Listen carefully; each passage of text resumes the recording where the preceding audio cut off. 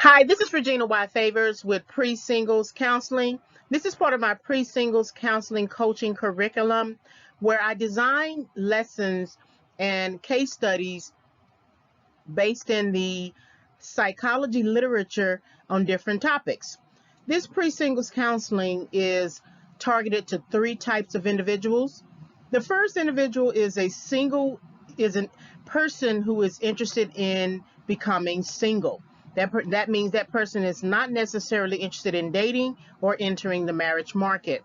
The second individual is a single individual who is interested in entering the dating market. And then the last individual is a single dating individual who is interested in marriage. So take some time to listen to this lesson and or case study. Please leave a comment and I will reply. In addition, please consider subscribing to the channel. Hit the notification bell if you are interested in further topics. This is Pre-Singles Counseling, a Pre-Singles Counseling coaching curriculum. Thank you for visiting the channel. This lesson is subject to fair use, where I will comment, criticize, offer research, as well as teach and provide scholarship. Single women should be knowledgeable about what it means to be single and how to navigate their singleness regardless of a decision to date or marry. This means that single women should take the necessary time to learn about their singleness, set academic, professional, and personal goals, and contemplate whether they are ready to enter the dating market. Single women should never enter the dating market without a goal and a plan. Therefore, one of the most important aspects of being a single woman is that you can plan your transition, establish a time schedule, set mating preferences, and learn about how men and women date. Pre-singles counseling is based in a decision to enter or exit singleness. Pre-singles is the time period between single and contemplation of dating. There is a difference between being a single individual and being a single individual who has entered the dating market, which includes the sex market. Pre-singles counseling reflects the processes by which an individual researches, learns, and plans to navigate life either as a single, a dating single, or a single interested in marriage. So Pre-Singles Defined, Pre-Singles Counseling is defined as the research processes and planning for entering a state of singlehood. The main target audience is 18 to 45 years of age, man and woman. However, middle school to high school students are considered. Processes include single to single, so that is that transitional time prior to entering the dating market at any age. Single to dating single, that transitional time prior to considering marriage. And then single dating to marriage, that transitional time prior to and after premarital counseling.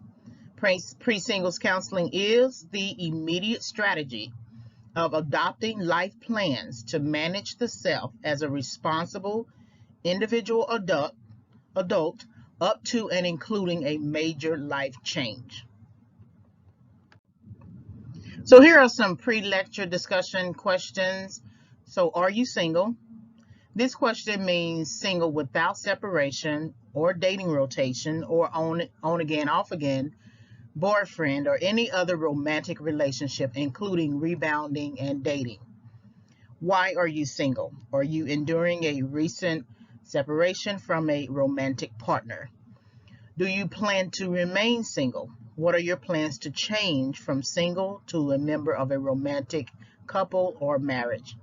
Do you have a financial plan as a single woman? And you will see throughout this lecture, this orientation course, that I focus most, if not all, of the topics on having a financial plan. We oftentimes make unsound decisions based upon the fact that we don't have enough money, or we are looking for money, or we are looking for someone to cover us and we are not covering ourselves financially. So keep that in mind. You will see throughout this orientation multiple references to financial planning. Pre-discussion. So what is your SWOT? So I'm using SWOT that you would normally see in business as a way to get you to engage your own personal SWOT. So what are your strengths? What are your weaknesses? What are your opportunities? What are your threats? So after each section, I will ask you what your SWOT is. So the prenuptial agreement, where you need to determine and assess it. So basics of the prenuptial agreement plan. So courts are willing to uphold premarital agreements contrary to previous judicial scrutiny that they were only useful for encouraging breakups. Their prevalence, equality between the sexes, and court willingness to apply precedents has increased the credibility of prenuptial agreements. The prenuptial agreement must be clear, understandable, and legally sound. So, it's a contract. And so anyone who is signing a contract has to understand what they are signing. And so therefore, prenuptial agreements take some time to make sure that each party understands what is going on. It is a written contract formed before marriage to outline legal rights acquired through marriage. It further outlines what happens when there is a dissolution of marriage and or when the marriage ends by death. It supersedes default marriage laws established by state, especially those laws that govern the distribution of assets and property, including retirement benefits, savings, and the right to seek alimony. It may contain a waiver of surviving spouse's rights to claim an elective share of the estate of the deceased spouse. You can use the prenuptial agreement to pass separate property to children from previous marriages. Surviving spouses have a right to claim property from the deceased spouse, which leaves little for the children. The prenuptial agreement clarifies financial rights and responsibilities during the marriage. The prenuptial agreement protects spouses from debts. Without a prenuptial agreement, state laws that determine ownership of marital property and what happens to that property during divorce and or death. Property acquired during the marriage is considered community property, and that depends on statutes, and it is subject to distribution. Marriage is a contract. There are automatic rights afforded to each marital partner. Spouses may share ownership of property acquired during marriage, acquire and incur debt, and share in the management and control of marital property. Knowledge checks. So prenuptial agreement plan. Considering your academic, professional, and personal goals, especially in pursuit of financial stability, answer the following. What are your prenuptial agreement planning strengths? What are your prenuptial agreement planning weaknesses? What are your prenuptial agreement planning opportunities? What are your prenuptial agreement planning threats? Now, this is something that you definitely got to consider, because people really get upset when you ask them to sign a prenuptial agreement. But if you remember just from the previous side, that it could help to outline obligations and debts that you can outline within the prenuptial agreement, that you are not responsible for their child support or their alimony or their tax obligations or their debt obligations. I think it's very, very important. I'm not going to push a certain ideology on this. It would just be important. It would just be a lot better for you to research this on your own in terms of strengths, weaknesses, opportunities, and threats. But it's not a bad idea for even the non-rich person to get to have their both partners sign prenuptial agreements. So, conclusions, beliefs about mistakes. So I don't have a full conclusion. I just thought that this right here, this quote from the film Unfaithful, was very important. When I put this presentation together, I thought about it. The movie had just come on HBO, so it was very fresh in my mind. But this is the conversation that Paul Vartan is having with Connie Sumner in Unfaithful. Richard Gere was her husband. And she was talking about mistakes or something like that. And Paul Vartan made a very interesting statement that I did not catch all the times I have watched this film. I did not catch it until now, and it could be because it was for me to catch it now. There is no such thing as a mistake. There is what you do and what you don't do. And it is as simple as that. It is black and white. It is not issues of gray.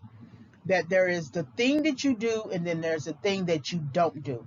And so if Connie did not want to have an affair, then she didn't have to do it. There was nothing that forced her to have an affair. She forced herself. She sought it out. She visualized it. She sought it out. She made the call. She visited him multiple times, and she had an affair. Period. She had already had an affair in her heart, emotionally, even before she got there. But there is no such thing as a mistake.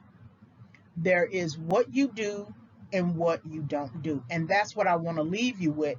That even if we're not talking about affairs in this pre-singles counseling coaching curriculum orientation, that if you find yourself getting into the dating market and the sex market, and then you get pregnant or something like that, and you didn't intend for that.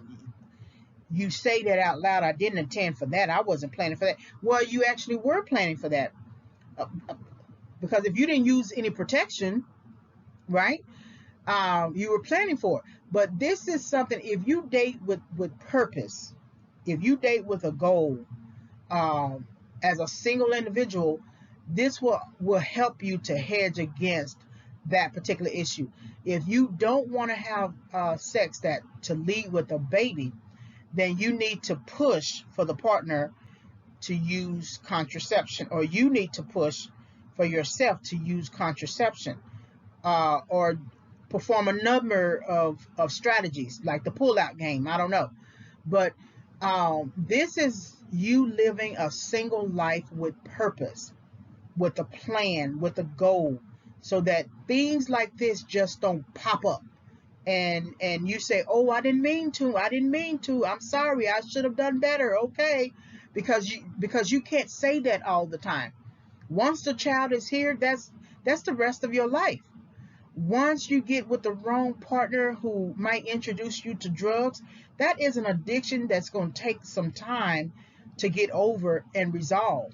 Once you get involved with somebody that you finally and fall in love and find out that he's married, that's hard to get out of. You can get out of it, but it's hard to get out of. So that's why it's important to think about being single, understand, date with a person, establish objectives, because if you don't, you're going to find that what you do in your personal life is going to affect your academic and professional lives, especially your professional. You don't want Paul Vartan to come visit you at your job because you waited too long to cut it off, right? So I'm going to leave you with this as you think about your singleness and whether you want to stay single to single, whether you want to begin dating single to dating single, or whether you are interested in marriage, single dating, or dating single to single leading to marriage, right? So that's something that I want you to think about, and I thank you very much for listening to this lecture. All right, so hopefully you were able to gain insight from this video discussion. Please like, subscribe, and visit. So please like the video, hit the notification bell for more discussions. I am re-uploading all of my audios, so I needed to make some changes to them. You can visit my website for more content at reginayfavors.com. If you want to send me an email, you can send an email reginayfavors@yahoo.com.